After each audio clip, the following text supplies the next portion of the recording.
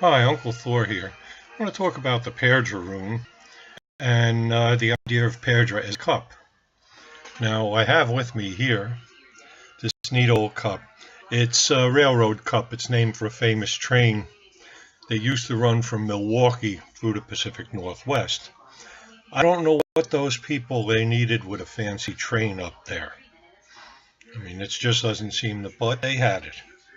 And if you look at the cup, it's hollow inside. See? That's the important part, the empty part. The rest of it's just a container. But it's what's in here. Now, they call Perdra the dice cup, the well, the cauldron, the pot, and of course pregnancy, the womb.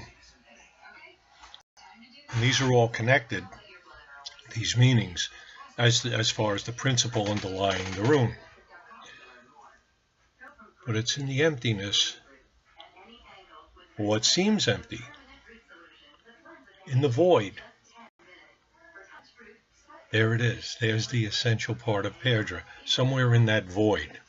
You know, in the Book of Five Rings, Miyamoto Musashi's best book is the last book, and it's only one page, and it's called the Book of the Void, and it's often misunderstood.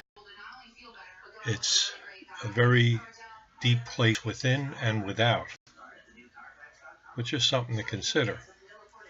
And so this brings up to mind a little story.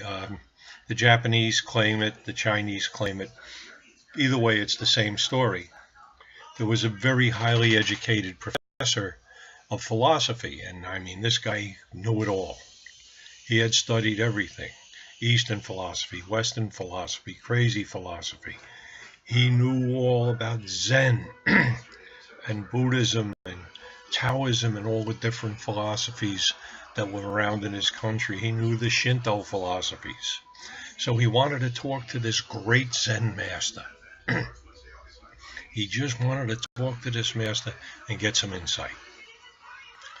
So he went and he arranged to meet the master, and he went to the home of the Zen master.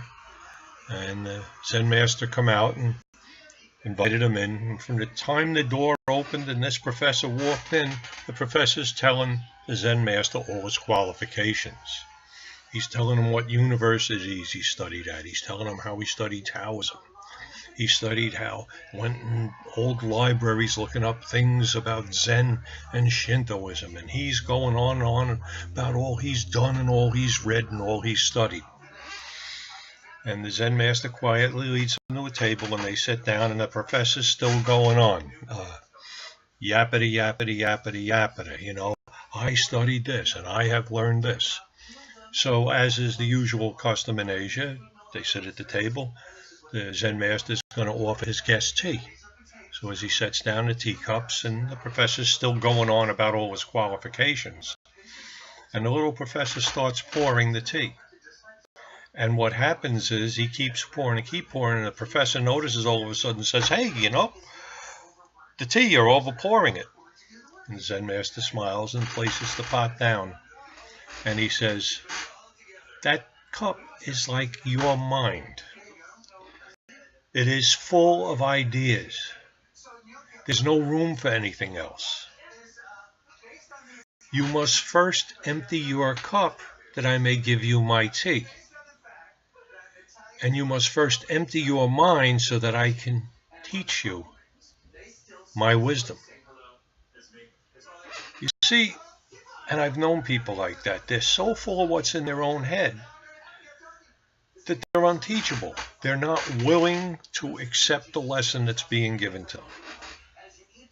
They're so smug in their own intellectual knowledge that they're not willing to be open to something more. And you see a lot of people like this, and they miss so much.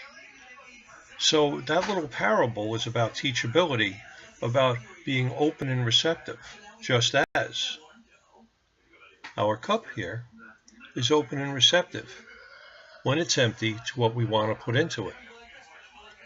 But when it's full, we have to empty it before we can put more into it.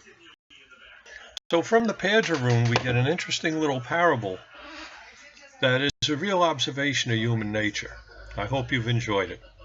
This is Uncle Thor. Have a good one.